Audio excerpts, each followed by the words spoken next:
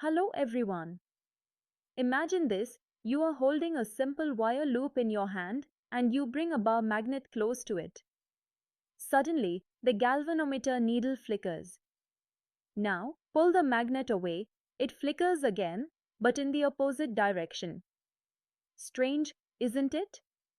The magnet is not even touching the coil, yet electricity flows. This was exactly what Michael Faraday observed nearly 2 centuries ago. He realized that it wasn't the magnet itself, but the change in magnetic conditions around the coil that produced the current. When the magnetic flux through the coil changes, an electromotive force is induced and a current flows. But the moment the change stops, the current disappears. This simple experiment became the foundation of electromagnetic induction and quite literally powers the modern world from electric generators to transformers. So what did Faraday conclude? He gave us a clear law: the induced electromotive force in a circuit is directly proportional to the rate of change of magnetic flux through it. In mathematical form, we say E equals minus d phi by dt. Here, E is the induced electromotive force measured in volts. Phi is the magnetic flux measured in Webers. dt is the time interval measured in seconds. The minus sign is important. It represents Lenz's law. It tells us that nature always resists the change that is causing the induction. Now, how do we define flux? Flux is given by the equation phi equals the integral of B dot dA. In simple words, magnetic flux is the product of magnetic field B and the area A, and it depends on the orientation of the area with respect to the field. Now let's make things practical. What if we take a coil, not just a single loop? Suppose it has capital N turns. Each turn links the same flux phi. So the total flux linkage is N times phi. Faraday's law then becomes E equals minus N d phi by dt.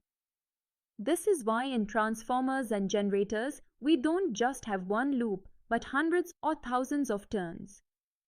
More turns mean greater induced electromotive force, even for the same rate of flux change. It's the simplest way to amplify the effect.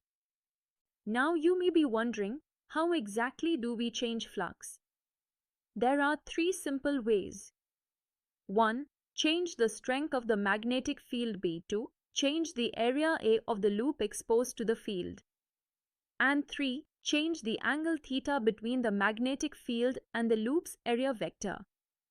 Remember, flux is given by phi equals B multiplied by cosine theta.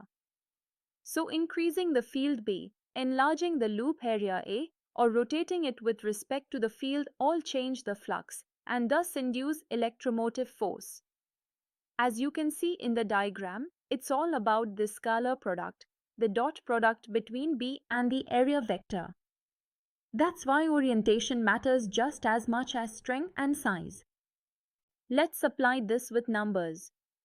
Suppose we have a coil of 50 turns, each of area 100 square centimeters, that is 1 times 10 to the power minus 2 square meters. The magnetic field decreases uniformly from 0.3 Tesla to 0 in 0.1 seconds. What is the induced electromotive force?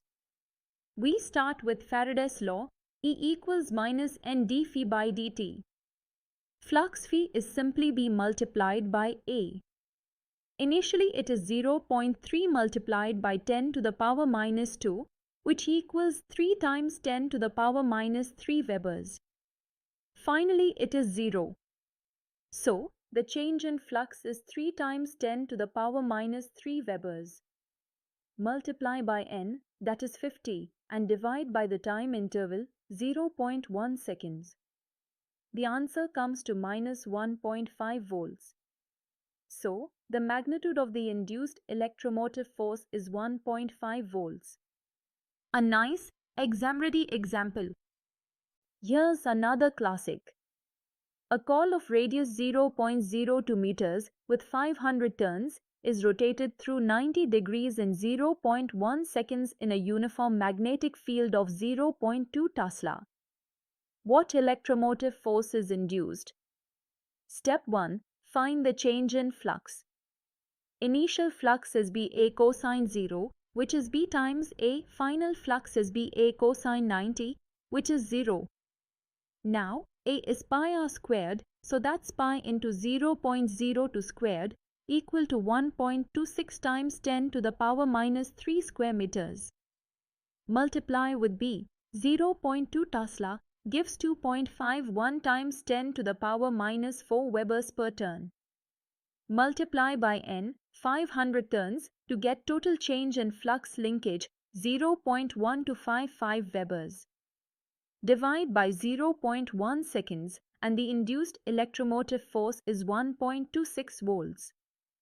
So, by simply rotating the coil, we generate electromotive force.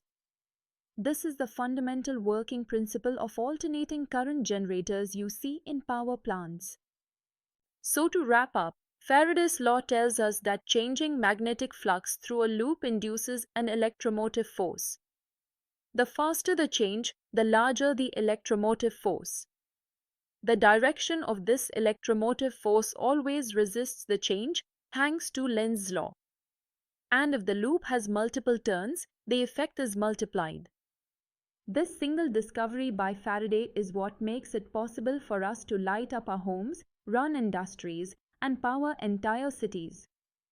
Every time a generator spins or a transformer hums, it's Faraday's law in action. I hope this session gave you a clear understanding of how magnetism and electricity are deeply linked. In our next lesson, we'll explore another fascinating piece of electromagnetic magic. Until then, keep questioning and keep exploring.